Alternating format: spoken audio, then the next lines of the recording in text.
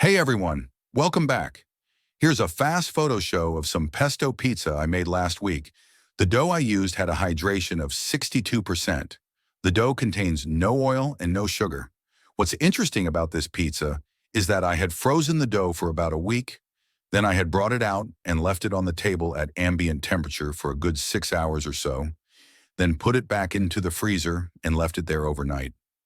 The next morning I brought it out again and let it completely defrost once again, and then used the dough. The pizza was baked at 550 degrees Fahrenheit, which is 288 degrees Celsius. I decided I wanted to run a test with this dough and see how well it would bake after being frozen and thawed, and then frozen once again and thawed once more.